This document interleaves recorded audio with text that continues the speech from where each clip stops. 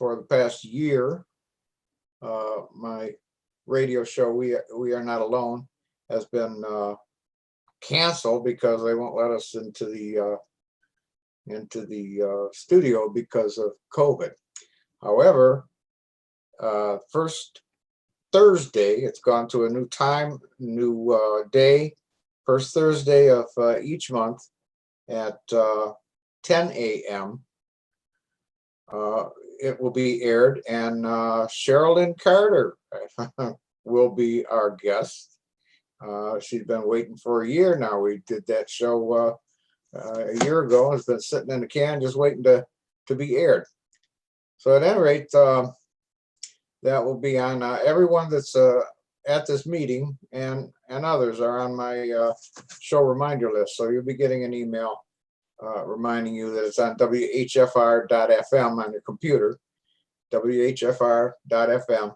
That's the first Thursday, which is June 3rd, first Thursday of each month at 10 a.m. Okay. So with that said, thank you for putting up with that. Tom Warner was born in Great Barrington, Massachusetts, and raised in his family historic 1835 Warner homestead. And not only is Tom the author of his debut book and autobiography, Beyond the Stars, Tom is also a historian, poet, and artist. A self-taught watercolor artist, Tom was named on the American Gallery Greatest American Painters list. He also received the James Weldon Johnson Literary Foundation Legacy Award for stellar contribution to literature and the arts for his art and poetry. And recently, Tom was featured in the Netflix series Unsolved Mysteries, Berkshire UFO. And I saw that one, and it was very interesting. And here to tell us about it is Tom Warner. Welcome, Tom. Well, thank you very much. And hello, everyone in Michigan MUFON. I appreciate you having me on and talking about all the different issues that go along with this particular subject. We welcome you. And why don't you start by letting us know what happened on September the 1st, 1969, when you were, as my grandmother would say, just a young shit of a kid, 10 years old. I was 10 years old. It was September 1st, 1969.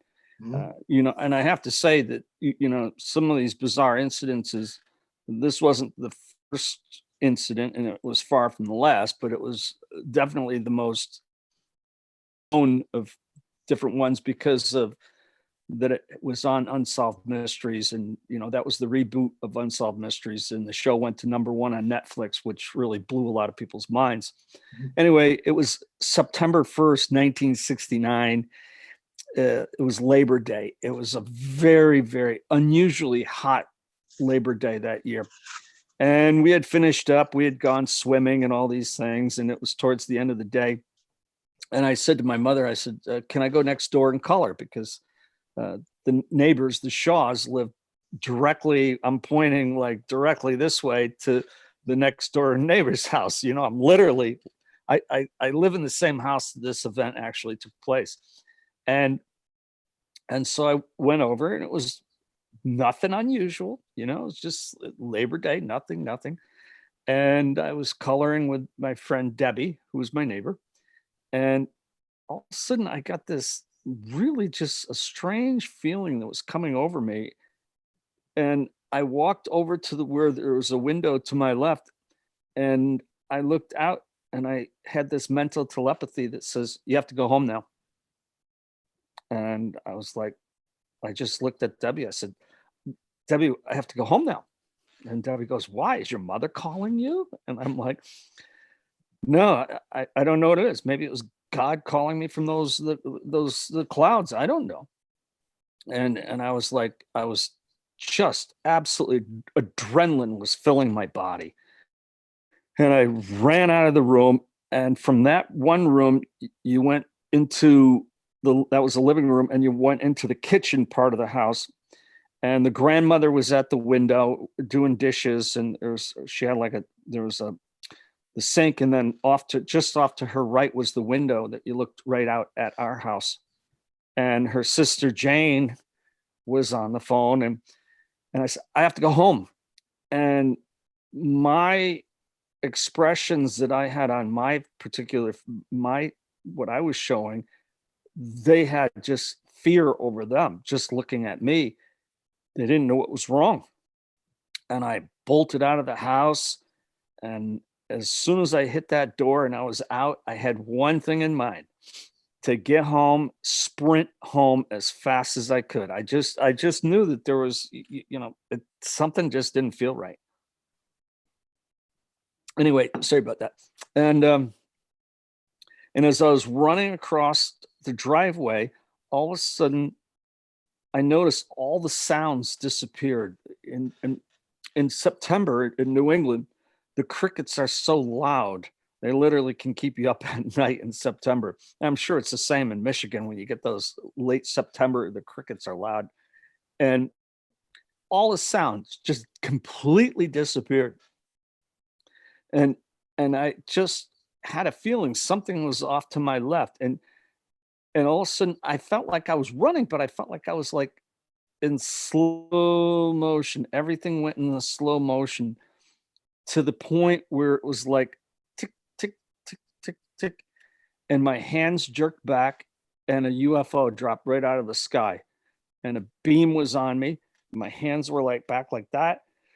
And it's like, if you were swimming and you come up out of the water and you gulp for air, and I just one gulp, and it like took my breath away. And all of a sudden, I'm now on a UFO. And it was like so surreal. I mean, I got to see the UFO. It was like within 35 feet of me. I got to see all the detail of it. There was, if I was to describe it, say 35, 40 feet would be an estimate, as knee high to a grasshopper 10-year-old would say, And there was one section on the bottom was going one way, the next section was going the other way, and the third section was going another way. So the vehicle was actually going in different directions, spinning. I was close enough to where I could see the actual spin of it. And then there was like a band of lights that went around, and the colors were colors I've never seen before. I have, if you ask me to describe a color, a red fire engine. Everybody can say a red fire engine because we know what a red fire engine looks like. Or the green alien over your shoulder there, you can relate to that color, but these colors I'd never seen before, but just that they're unique colors. Do you recall going up into the sky, up toward this UFO? It was instant. But it was instant. Even in that instant, you can recall these colors and oh yeah, I could see the swirling. Oh yeah, I saw all that just before it happened. Mm-hmm.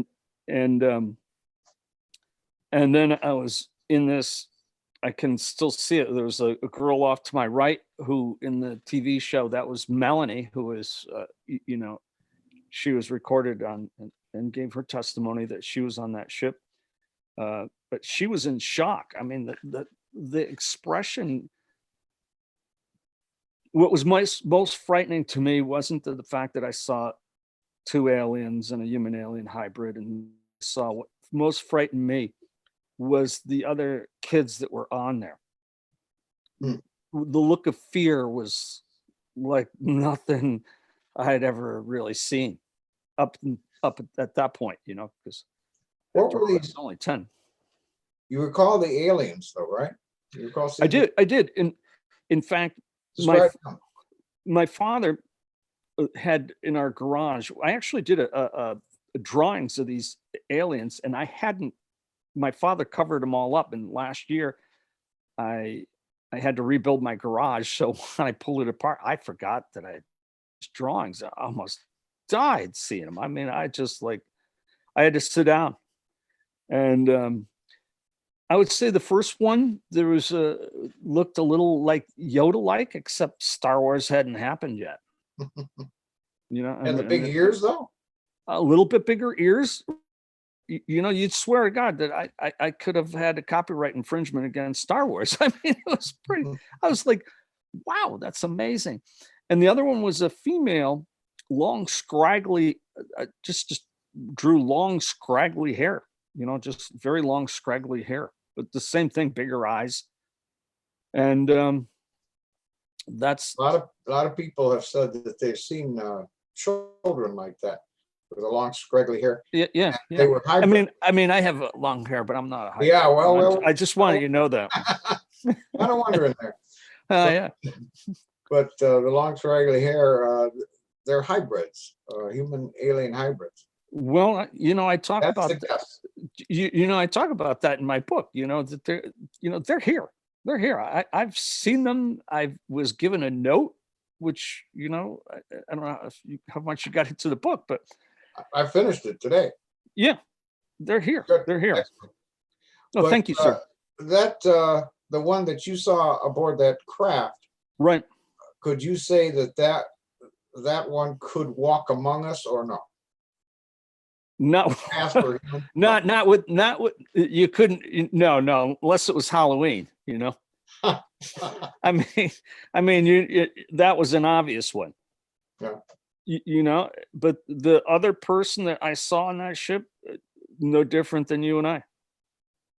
And you recognize the fact that that person you're referring to was not one that had been abducted, but belonged there. Belong there. What did they do with you? At that, nothing really. I didn't think anything. I mean, I was just showing around. Like I said, the first one was Melanie off to my right. I never found out who the first girl that I saw was on my left. Such a frightful look to look at. She was like just stunned.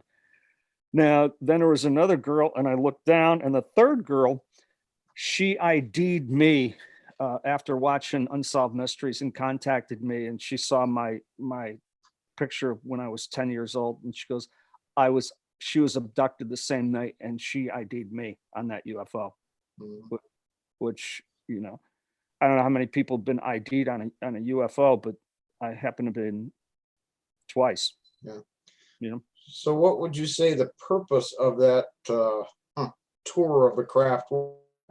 Well, what was interesting was after I saw like a table, which a table and instruments, and I'm seeing these lights because it was going around. It was reflecting in that. I was seeing still these flashing lights, like. Mm-hmm.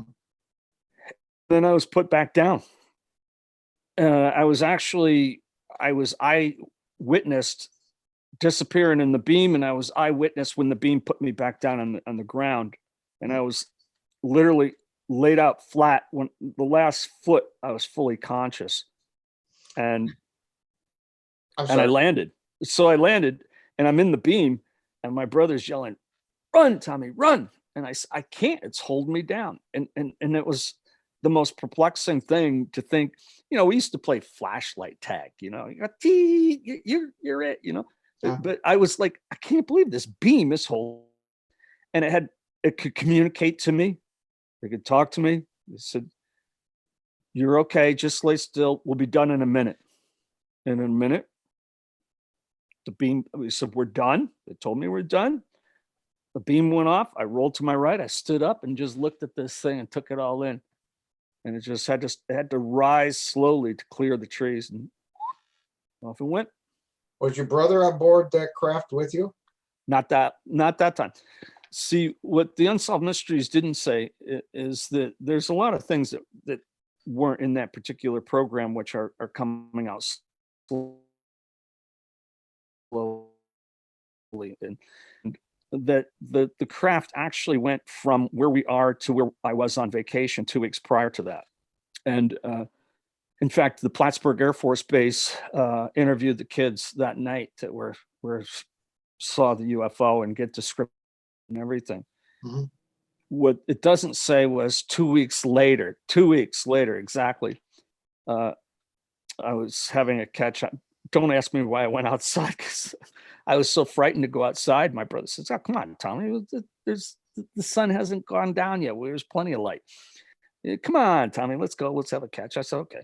So I get out there and he throws the ball to me. I threw it back, and then I threw the ball and I released the ball and the ball went about 15 feet and the ball stopped and then shot past me. And I was like, I mean, I didn't even get my glove up. That ball went by me so fast. And I ran after the ball. And as I'm running after the ball, my other two brothers and neighbor are running up. They said, "Did you see the UFO? Did you see the UFO? It was right over Tommy's head." And I'm like, the only thing I could think was, here we go again. And they go, there it is. And they pointed it out in the sky. And it was, I'd have to say maybe 3/4 of a mile up in the sky, maybe a little more. But I recognized the lights. And then mental telepathy said again, "You're okay now. You're okay." Had And they then had they abducted you? lost 45 minutes in like a blink of an eye. I would take that as a yes. I would take that as a yes. As a matter of fact, 3 years later, I'm up on Lake Champlain and we're on this dock swimming, and no one, when I mean no one knew about the UFO incident. We were not talking about it. Hmm. And a bunch of, we're all about the same age and, summer vacation on a beach and it was almost supper time. And I said, I got to go. It's almost my supper time. And I dove in the water to swim to shore. Another kid jumps in and he's swimming off to my right. And we get in and I stand up finally when I didn't have to swim anymore. And he looked at me and he goes, "You know about UFOs?" I didn't want to talk about it. I swear to God. I'm like, I know. And I looked at him. I said, No. He said, "Yes, you do." I said, "No, I don't." He said, "Yes, you do." I said, "Well, how would you know that?" And he looked at me. He says, "Because I was on that UFO and I remember you and your brother." Hmm. And I was like, "Oh my God." So obviously your brother was the second time anyway. Yeah, he was up there. Yeah, he doesn't want to talk. I don't blame him. So fair enough. Remember. Not everybody wants to talk about it, and not everybody wants to go public about it, and I totally respect that. And there are some people that talk about it.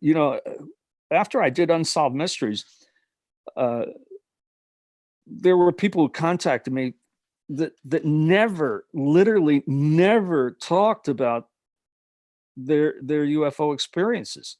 Mhm. They won't. And I get calls from all over the world and people saying, "Well, because you came forward, I can talk about this now." So I'm happy that I can be, a voice for people that, have seen things that most people haven't seen. But that one, he eventually didn't want to talk about it anymore either. It took many years though. But without delving into your brother's experience, he did recall being on. He remembers, but it was always, I was the youngest of seven. So, he says to me, he goes, "Tommy, you need to do hypnosis." I said, "I remember enough. I Yeah. don't, how much do you want to remember? Right.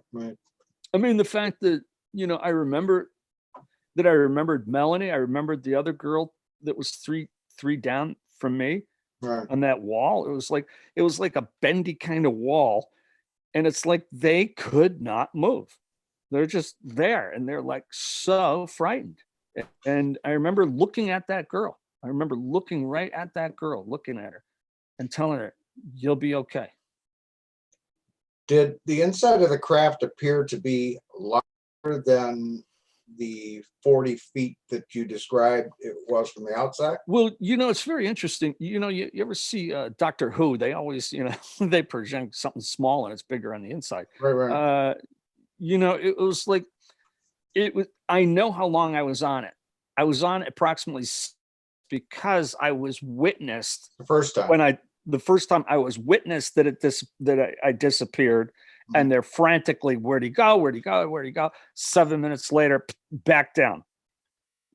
So I know that I was there that was 7 minutes. So in 7 minutes, I'm just, just all this activity.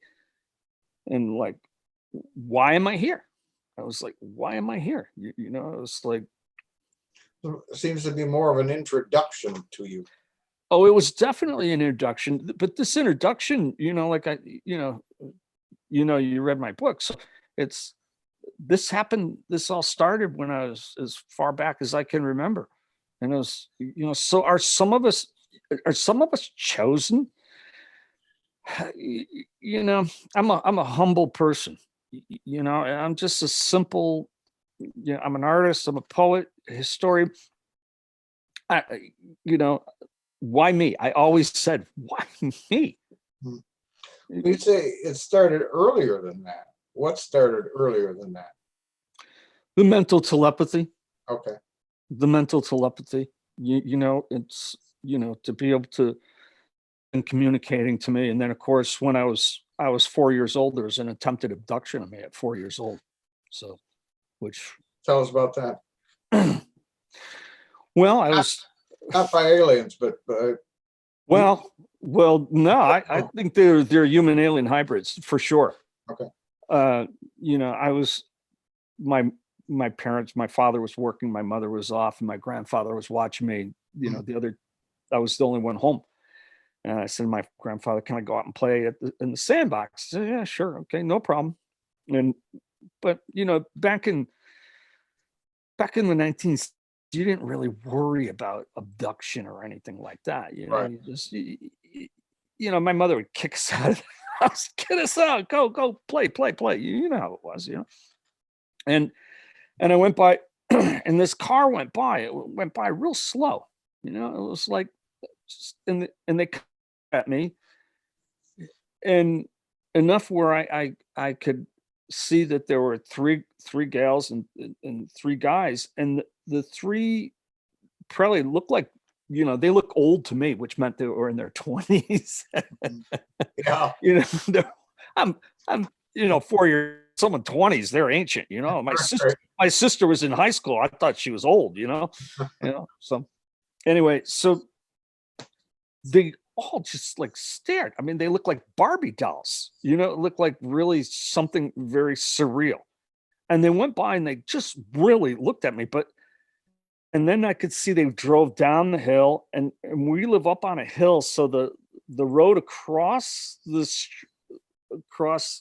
from our road, you could see it. We call them going around the block. So they go down the hill, come back Alford Road and over, and then back around. I could see that that's what they were doing, because I could hear the car. So I was like, I hid behind the tree. And they went by real slow the second time. And they got past where the Shaw's house was, and they stopped. And at this point, I ran across the street. Why I didn't, why didn't I just run inside? I don't know. My first thing was flight, run. And I ran, and I just hid right in the, there was brush and everything right there. And they slowly backed up, and all of a sudden the one woman says, come out, little boy, we have candy for you.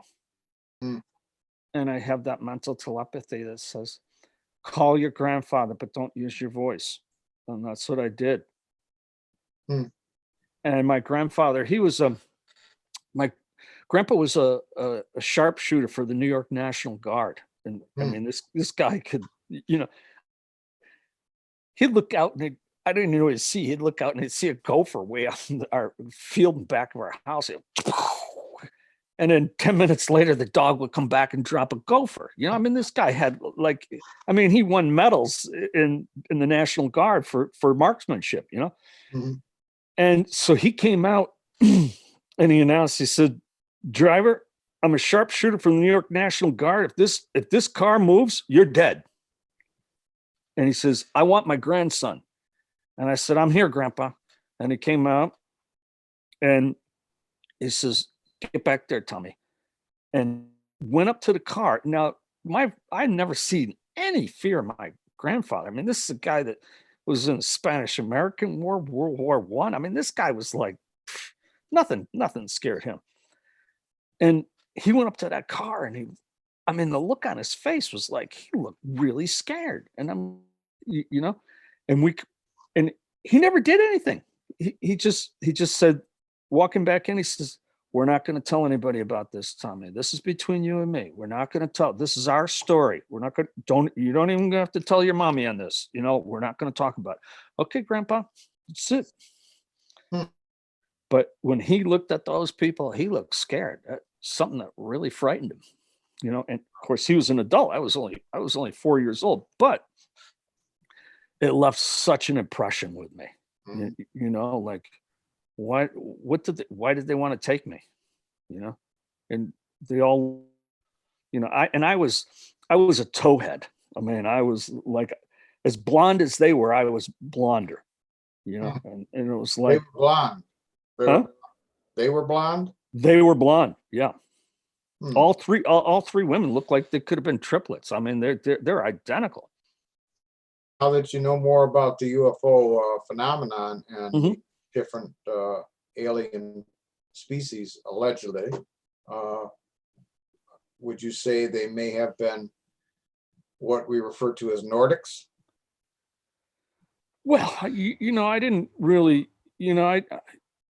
I've come across a few human alien hybrids. Could have been. I mean, they're just very unique. I mean, how do you know they were hybrids? How did I know? You say you've come across a few. Oh yes. And how did you know that they were hybrids? Because they didn't blink. They didn't blink. Humans have to blink. It's just what it is, And they also could talk to me through mental telepathy. And okay, that was bizarre. I mean, all these things. It was traumatic enough that the September 1st, 1969 event. What made it more traumatic was it never stopped. And so I had no intent of telling this story. I had no way. And I agreed to do an interview. It was on Coast to Coast. I forget, it was Dr. J. Andy Ellis or something like that. And it was being broadcast. And I get a message from a woman in Italy who was watching it. And we grew up together up in summers on Lake Champlain. And she, now understand, summer after summer after summer, we would just sit out and look out at the stars. Well, we all said, "Oh, we're looking for shooting stars," but we all had UFO experiences and we didn't tell each other. And we didn't know until I did that interview, and she was in Italy and she contacted me, Judy Clark, and Judy said, "Tom, we need to talk. We had the same thing happen the same night."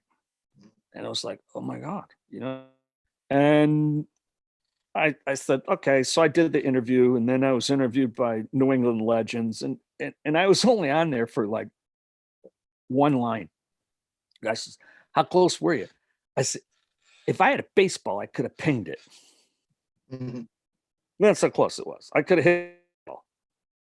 And that was, then that's the line that was went in that TV show. I could have pinged it. And of course, it probably wouldn't have been a very good idea. Wouldn't have mattered. It wouldn't have mattered. They wouldn't have given my baseball back then. They probably would have kept the baseball. We didn't have a lot of those back then. They say that. Go ahead. Go ahead. I'm listening. Go ahead.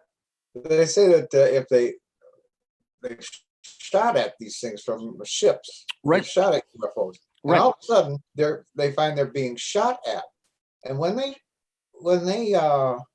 checked out that came back to the ship, came back to the U.S. naval ship, right? They found that was their own munitions. In other words, they shot out here, and they returned it. They returned it. They weren't shooting at them. They were concerning their fire. Well, I find it, as I delve into this more, because people ask me all the time, different opinions, different experiences that I've had. Mhm. There, you, as you investigate these stories, you have to keep an open mind that the unbelievable can be believable. Things that we don't understand can be really true. For instance, I talk about in my book about the loss of time, Mhm. and I question time, because we perceive time differently. Okay, when you're a little kid, you go like, you know, I can't wait till I'm 16, and it tick, tick, tick, tick, tick, tick, tick, tick. Takes forever. Yeah. Takes forever. Or here's an example for you, and I talk about this one. I was in a high speed crash over 100 miles to a stone wall. And in that time for the first impact at 100 miles an hour, my whole entire life flashed before me. Mhm. Details. Now, logic would say you cannot even watch a film at a short period of time. An accident takes place at 100 miles an hour. Mhm. Impossible. But time was somehow altered. Mhm. And that was just like it was slowed down. And now going back to the second time on the UFO, I threw the ball to my brother. It went by. It went from the sun was going down to I'm chasing the ball after I just released it, and now the stars are out. That's over 45 minutes. Mhm. Because the sun goes down. Twinkle, twinkle, little star, first star I see tonight, all that. That's over 5 minutes. But it was in a split second. So how is it that time could go from in a split second 45 minutes or at 100 miles an hour it's slowed down? So it made me think about how do we perceive time itself? And I talked to some other people and they go like, how is it they warp time and we don't understand it. We don't, if we could go back, okay, and if you could go back in time and have an F-15 fighter and mirror back 100, say a little over 220 a year, whatever, in 1776, and you buzzed over Boston, they go, God just sent something. They would like be shocked. They would be just totally shocked. And so we have this phenomenon where people have seen UFOs. They don't want to talk about it because of the ridicule. I mean, I've heard every joke. I've heard every probing joke. I've heard them all, and it's like you wackadoodles and everything. But I tell you, I've seen people that were very reputable. In fact, I talk about one in my book where, and he was an Air Force pilot, and he was considering suicide because they they literally threw him out of the Air Force, and he said the same things that I said, the same things. He said about the telepathy. He reached a deck and he had a lock on a UFO, on a UFO. And he says, before I could push the button to fire on this thing, it's mental telepathy. They said to him, don't shoot, do not shoot. And before he could even push the button, they were gone, just like that. He says, nothing. We don't have any, nothing. He says, if they flew away, like just straight up gone. Yeah. And when he got back, they said, it didn't happen. Here you go. You got to sign it. Didn't happen. So the government, they've been playing this game for a long time. You talk about, say, Project Blue Book, which was like, okay, we're going to have Project Blue Book here. We're going to really open up and tell all you people everything you want to know. Project Whitewash, I call it. I agree with you because that incident in September 1st, 1969 was not in there. The Plattsburgh Air Force Base investigated that. They took testimony from those kids. They had those kids do drawings. They knew about it. Mm-hmm. They described that the UFO went across Lake Champlain in 1 second, just like that. Hmm. That's 6 miles in less than a flash. That's just under 22,000 miles an hour. Hmm. I witnessed. Yeah. So you say, okay, so why is this all? Oh, they're being nice guys. They're nice guys for a reason. We went to do this interview. They knew the Unsolved Mysteries was going to come out with a major story. They knew that because we had contacted the Air Force about getting their perspective about all this stuff, because we said, hey, it was investigated in 1969. We gave them details to say what we knew. Mhm. And it went up the chain of command. When it came back down to the chain of command, it was copied and I ended up with a copy of that letter. And the head title on it from the top was hot. So they knew that Unsolved Mysteries was, they didn't say what they had for a story, but they said they're doing a breaking story on UFOs. And so prior to this airing on July 1st, they came out with the Navy, said, oh, we have these. Oh, yeah, by the way, we have this videotape. So since that's happened, so much has come out. I've done interviews all over the world. Groups have asked me to interview and what I've seen and because now it went from a bunch of wackadoodles, to like, wow, this is real. Yeah. And now they're coming out with more, but this stuff was, they had to protect the public. Yeah. Understood. I have Now- great respect for that. Now, what do you think about the fact that the Pentagon admits they're real, the Navy, Air Mhm. Force? I've known it since I was 10. Yeah. I knew it was real. And in fact, there was that one section, and where a high-ranking member of an organization, you might say, sat me down to tell me about all this stuff. Mhm. I was asked, would I be interested at the time? I was asked, would I be interested in going to a special school? For what? Special school. Special school, special training. X-Men or what? Yep, it wasn't X-Men, but it was Men in Black kind of stuff. Yeah, Really? they asked me what I could do, and I showed They them what I could do. They explained this to you? It was the daughter of someone that was in the Men in Black. Okay, so the special school, was to train you for Whatever. quote, Men in Black. Yeah, I said no. I declined. It's like no. Okay. Well, Well, the Men in it Black- was what it was. The Men in Black, they're our people. They're our government. Well, they work with our government anyway. Our government knows a lot more than they're going to talk about. They're not. Understood.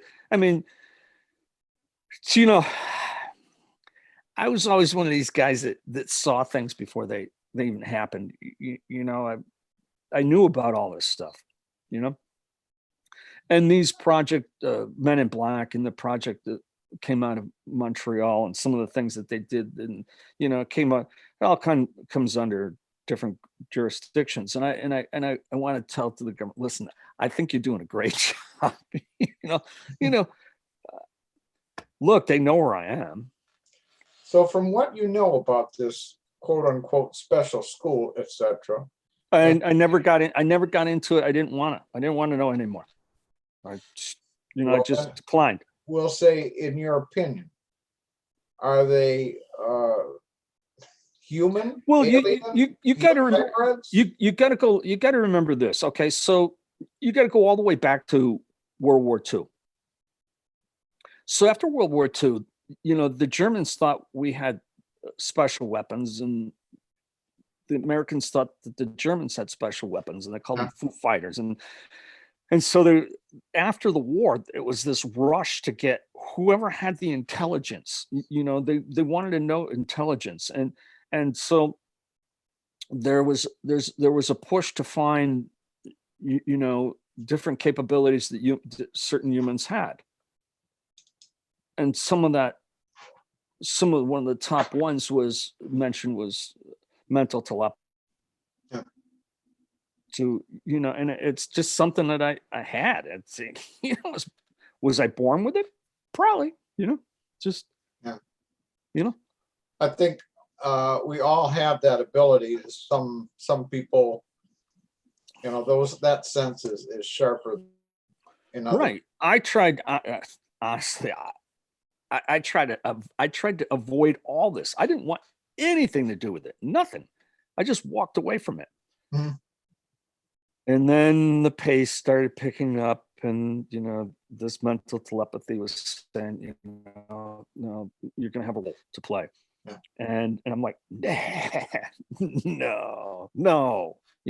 And the next thing I know, I'm getting calls from Boston. Would I be interviewed? And this, and everything slowly came out. But I started writing my autobiography before I was even approached by Unsolved Mysteries. And I was doing it because I wanted it recorded, what I had experienced, and just so that I could tell the story. That was it. I just, here I have the manuscript here, the original. And it was like, I did it. I just wanted to record it. But as I was writing it, I realized I had to open up and tell the truth. And I had to, face that I've had strange things happen to me. Mhm. And you couldn't get into everything in 6 hours, let alone an hour interview. But it you read the book, so things happened to prove, it was being proven to me that this was real. And the part about another planet was real. And like when you have memory is encoded. So depending on the degree of trauma, or whatever you might say. So, like, for instance, when I was 5 and I fell through ice, I remember what it felt. I remember how I can look right now, and I can look right down that frozen river as I'm holding onto the ice above me. I was only 5 years old, but that imprinted in me. I can recall it. The human brain has allowed us to recall these things. So you can come back and you can say, okay, whether it's a happy memory, oh, I remember, believing in Santa, and it snowed, and my brothers were making noise up on the roof. And these are, different memories are great. I can remember when my children were born. And we recall memory, and it's like a movie can be played back on recall. It's like a computer. I recall this. And so I have this memory, of my life. But I also have another film that plays that's not from here. Whether that was put in when I was 10, I have no idea. But it's of another planet. And they can communicate to me. And it sounds wacky and everything, but it's true. So after all of these life experiences so far, and hopefully you got a lot more to go. Well, I hope so. Not gonna, okay, we're good. What would you say your takeaway from these experiences is? There's no doubt about it that we're at a turning point for humanity. you know, I did this to help people. It's not for fame and you know, or selling books, because Right, right. you know, I mean, you write a book, you sell a book, and you're You communicating. you don't get rich, right? You're not getting rich. You do it for a particular reason. You know, it's the same way. Why did I do paintings? You know, and yeah, I'm famous for my artwork and everything. It's because you want to express something. But this is a little different, and this is a platform, and it's a platform to talk to other people, and to try to get to that platform where you can say, look, we need to take care of this earth. We're messing up big time with it. And if we ever want to see humanity to advance from where we are, the speed at which technology happens, 100 years from now, we might be able to go to other planets. I mean, think about, you know, like my grandfather, he was amazed when the first rocket blasted off. And he says, you don't understand. He said to my sister, I rode the stagecoach. Now I'm watching rockets take off. Well, wasn't long since 1969, someone landed on the moon. Now we're putting people, you know, talking about somebody putting people on Mars. They wouldn't have believed it in 1960. It is coming at such a rapid pace. But the cost of it is that we can only go so far if we're going to destroy the earth, because we're not getting off here anytime soon.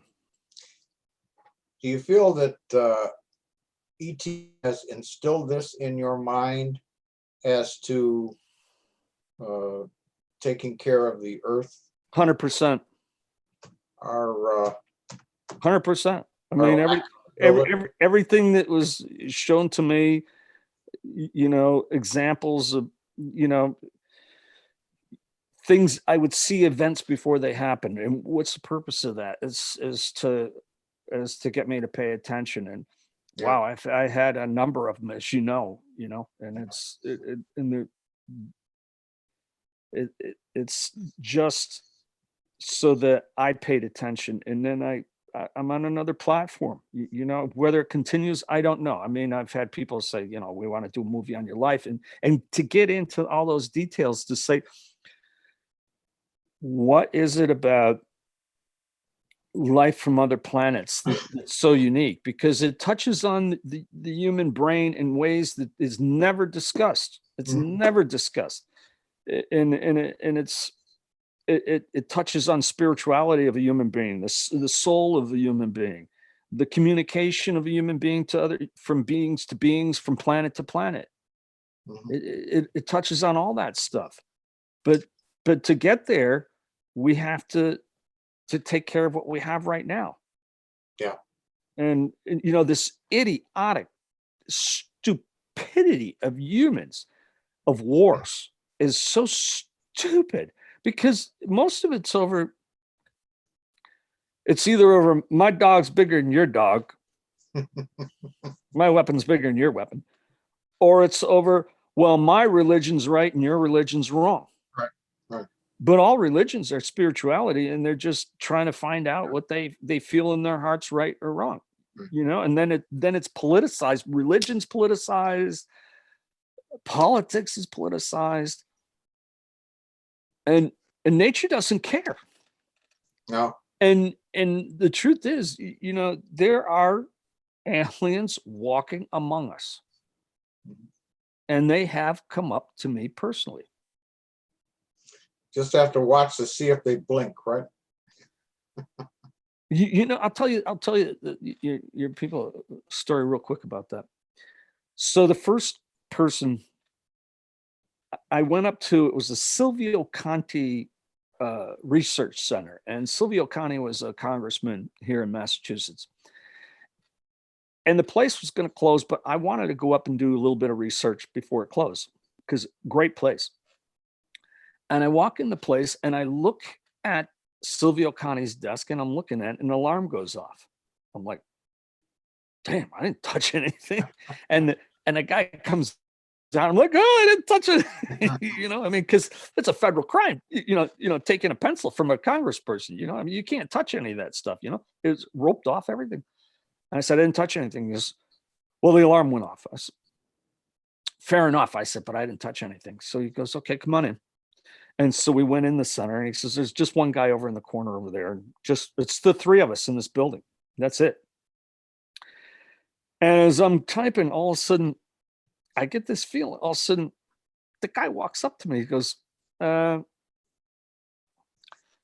you need a program looking for something? Looking for anyone? I said, well, yeah, sort of. And he says, stand back. And he gets on my computer. He goes, like, and I'm on this program. And I was on that program. I could look up anyone. Hmm.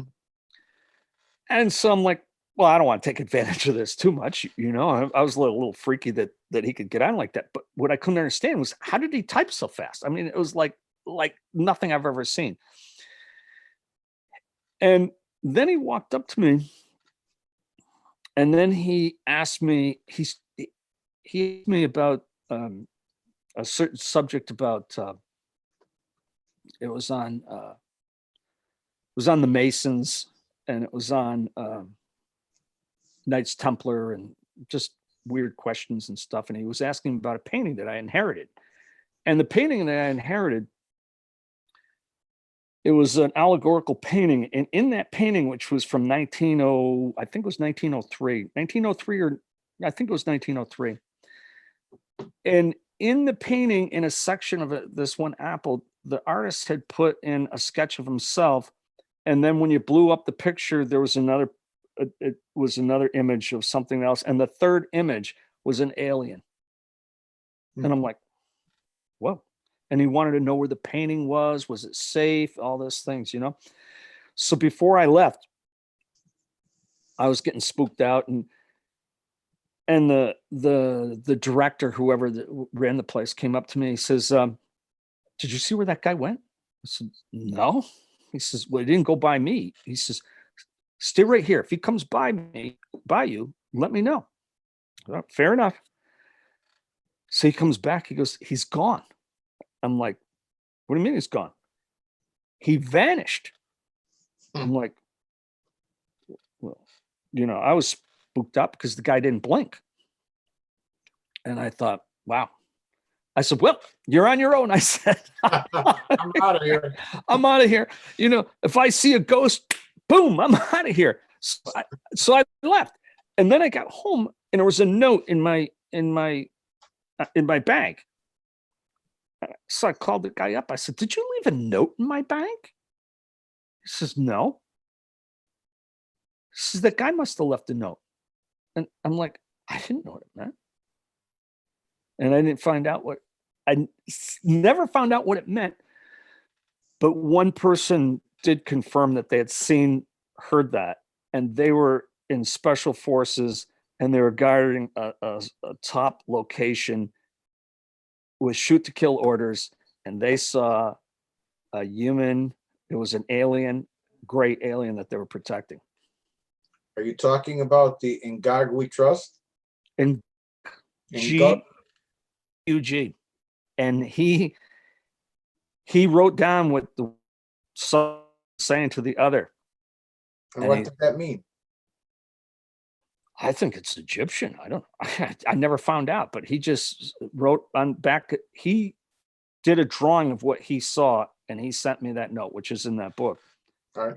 And he wrote, whoever gave you that knows way too much. And that was my first encounter with a human alien hybrid. Okay.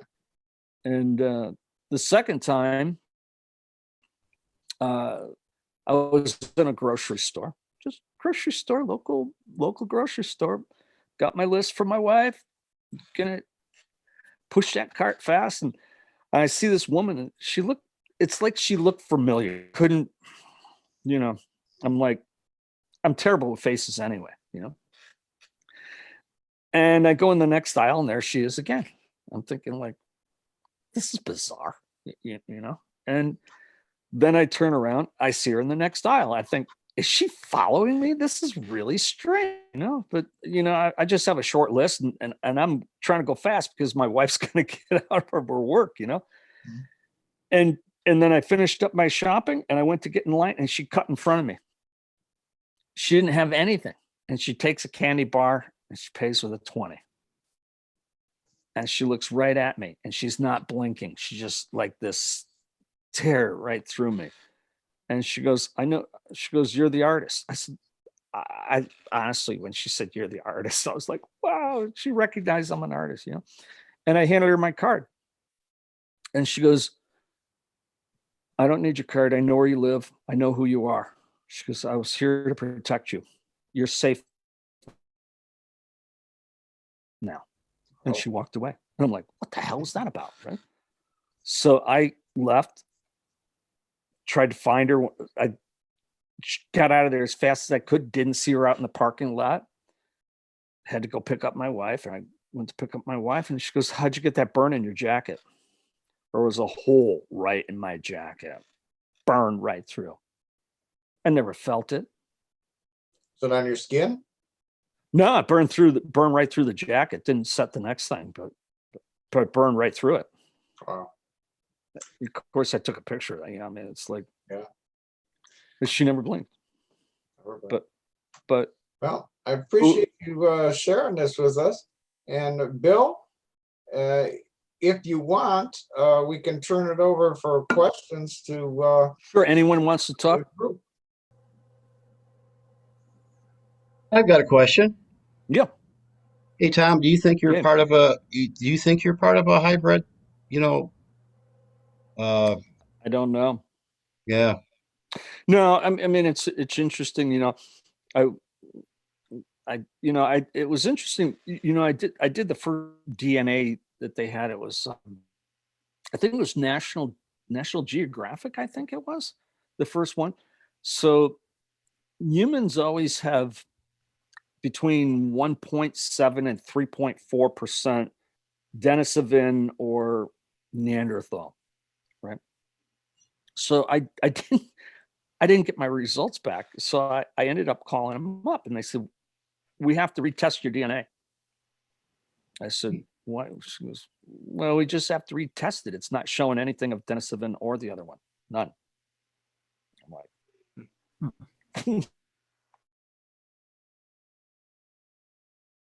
well, that's it. One. That's it. So I don't know. Who knows? But we'll see. Yeah. I was just curious, why all those children were there. Well, what's really interesting about that is so many of these people have contacted me. In fact, there was one in San Francisco that happened on the same night. And from all over the world, they're contacting me, and they're like, you're the only person we can talk to about it. I'm like, well, then I'm here to listen, not judge, just listen. And that's the only thing you can do as an investigator is to listen and understand there are things we just don't know. And be very humble about it.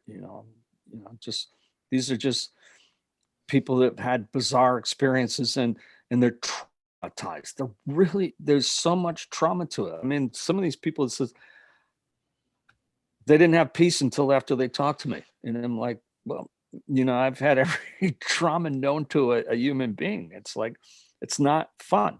This isn't something where you go like, wow, let's get zapped up. Oh, you have nada control on your life. Nothing.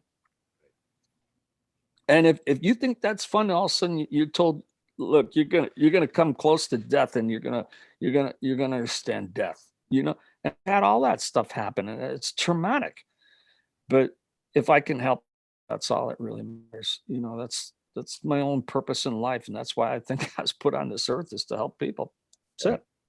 Yeah. Bless you for that. Yep. Thank you. Truly, thank you. Or anyone else? Yeah, I have a question. Mhm.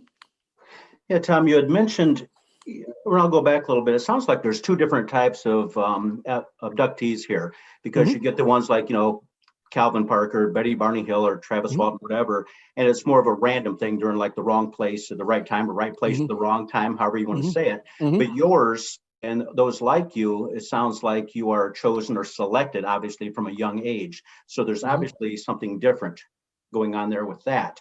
And now I know I'm going to jump in a little bit here, but David had brought up about the Men in Black and you possibly being selected for that. So in your opinion, do you think those are these like yourself that were chosen from a young age and it was, repetitive? Do you think that those are the ones like yourself that are actually selected for the Men in Black? It's not necessarily aliens or alien hybrids or more people like yourself.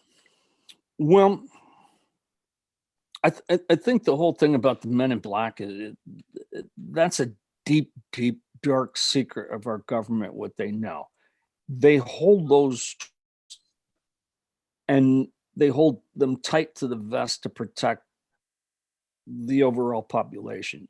Because if you don't want to have a complete panic, you can see we panicked over toilet paper, and what the hell, we flipped out because we didn't think we were going to have enough toilet paper or gasoline or something. But and it's interesting because I remember my aunt telling a story about when they had the War of the Worlds on the radio, and she had come in on this, and my grandfather they were just listening to the program. They knew it wasn't real.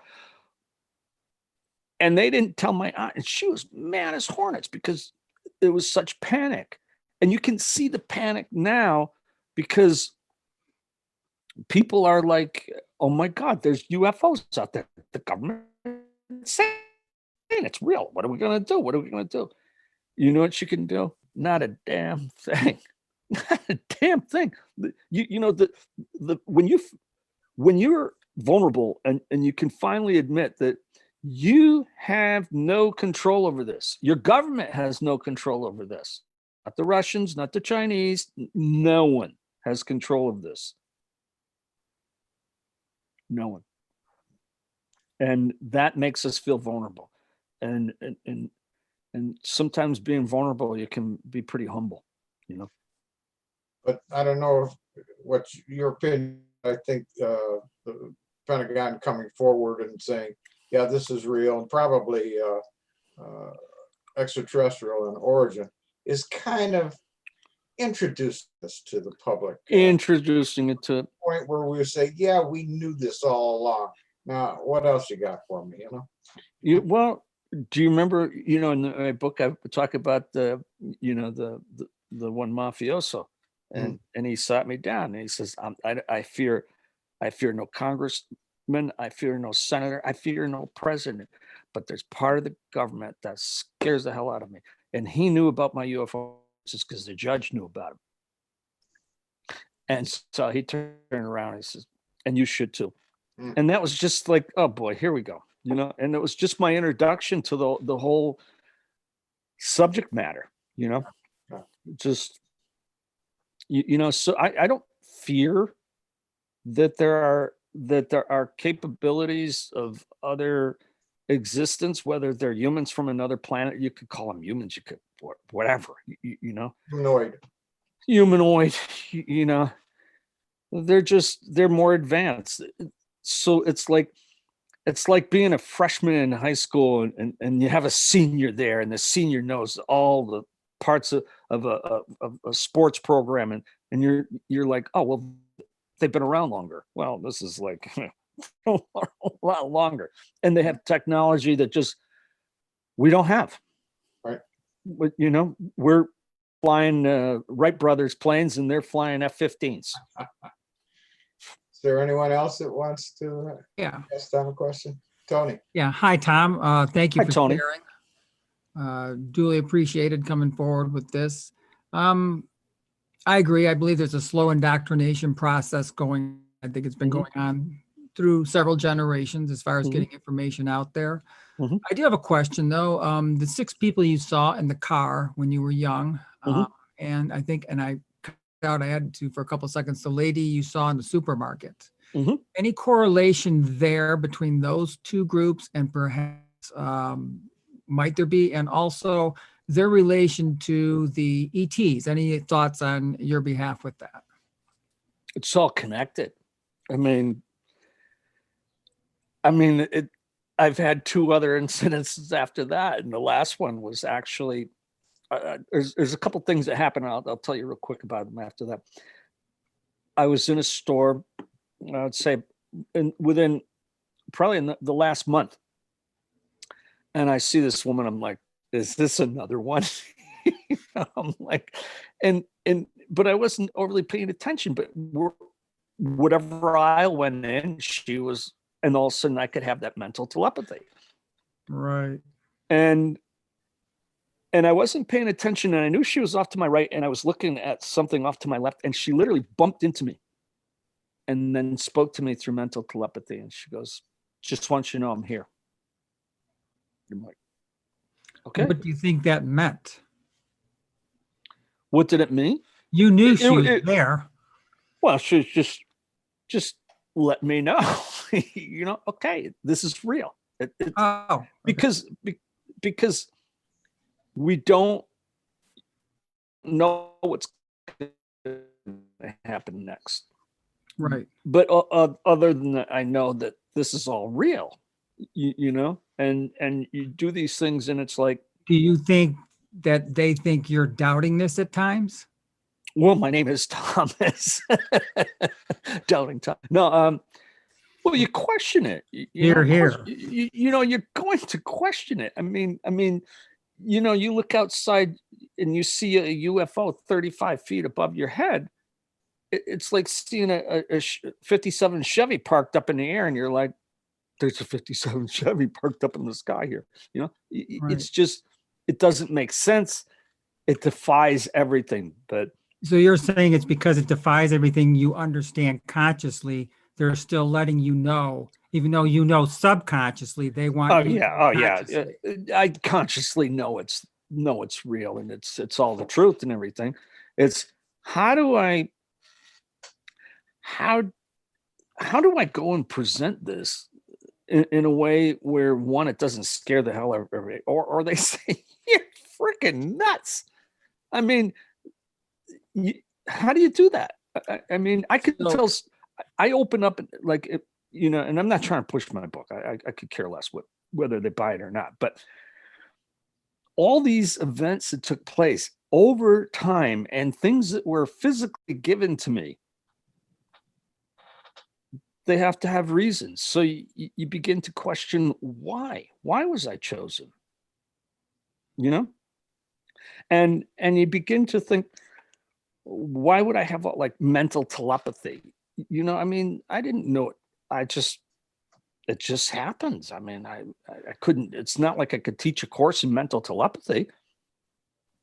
It was just a God-given gift, I guess, I don't know. I agree with what Dave says. I think we all have these faculties. I think they're just dormant. Mm-hmm. And I think we have to exercise them periodically, just like a muscle group or anything else. Right. They're kind of latent within us. And I think Mm-hmm. those beings that you're mentioning and talking about, that probably many of us have encounters with at some point in time, and some of us might even be them in the future, and vice Mm-hmm. versa, and even in past. Mm-hmm. I just think it's a shift in consciousness and awareness. And sometimes we doubt it. Maybe we doubt it. And maybe that's why they're saying we're real or we're here. Or do you think it's Right. They're saying we're here because they're pushing you a little bit to say, help us let others know we're here? I think it's more of that, just to, for me, it's a platform, and the platform is examples. And so that I can tell other people. I mean, I was just on a program where it's going out to in 17 different languages throughout the Baltics, Russia, Ukraine, United Arab Emirates, all over the world. And it's this voice. You don't have, I always say, why me? I always said, why me? Why was I chosen to be a voice for all this? I mean, it's like, Well, and what do I do about it? It's like, I'm talking to all you people, you guys, this is what you guys do. You investigate. But for me, it's like, I live it. Right. Well, in my humble opinion, I would just do it to the point to where you're comfortable. You know, Well, I'm comfortable. I mean, I've seen so much that, it's taking this subject matter and not having it so dramatic that the average person can digest it. And of course, that's why the government's doing the same thing. right, right. Let's go on 60 Minutes. Let's show a little Navy footage. And for me, it was like, okay, here you go. It goes. Here you guys. Here's the picture of the burnt jacket with a hole in it. Here's the note that it was given by a human alien hybrid. Here's the rock. Here's the proof. Because here's the witnesses who had an eyewitness that said Tom Warner was in a beam and disappeared in that beam. And that's why Unsolved Mysteries did that show, because they flew out from Los Angeles and they came to my house here and they sat down. Bob Weiss was the executive producer and the owner, Terry Muir Productions. And Bob looked at Jane. He said, "Jane, tell your story." When she said to Bob, and he was in that beam and he disappeared, Bob's eyes were like saucers. He couldn't believe it. He goes, "What do you mean he disappeared? He vanished in the beam. He was gone in a flash." Bill, we have time for one more? Okay, anyone else? Okay, anyone else? Going once. Well, I'd like to just, thank you all for having me on and everything, and to talk about this really complex subject. And you guys are all investigators, and you're going to meet people who have bizarre stories, and you can't disclaim them or their heart. You just take them for what they are. Just understand that, because the trauma that they have just to talk to you is enormous. And that's what, as talking to you people as investigators, that's what you have to, just keep in mind, and I just want to personally thank you all for, having me on Thank you, here. Tom. Thank you for sharing. Thank you, Yeah. Tom. I do have a big question for you, Tom. How can we get your book? Oh, Beyond the Stars. Well, it's on Amazon, but also if you want a signed copy, you can go to Tom Warner Beyond the Stars. You can Google that, Tom Warner Beyond the Stars. And I called it Beyond the Stars because I named the book that because I was having messages from beyond the stars, beyond for where you can see. And it was to explain all these bizarre happenings, and try to put them into perspective, And if you still have your copy of this month's newsletter, the page that talks about the upcoming guest, Tom Warner, there's a link there for a copy of that. But like he says, Tom Warner Beyond the Stars.com will get you a signed autograph. Yeah, if it goes through Amazon, I don't see it. In fact, Right. I think Amazon keeps part of the sales anyway. Certainly. I'm wondering about that. But if it comes through my website, I sign them anyway anyone wants, But it's gone into this stuff in great detail that we couldn't really go into here, and it's like you have a subject and you can get into it more into a book, and then of course if it ends up that there's a movie on it, then we can get even more detail about it, and if it was around a campfire, boy, we could really get into it. Who's going to play you in the movie? Pitt? Well, that's all right. No, I said that I would, if it's the older me, because we came close to having a contract last fall, and it fell through at that particular for now. Okay. And so no, the kid who played me on Unsolved would be in it, and I would play the older me, Hmm. But you know, I was a lot thinner back in my 20s. Weren't I we all? I was an athlete back then, man. You know, I was a soccer player. Weren't we all? Well, Yeah. thanks again, Tom.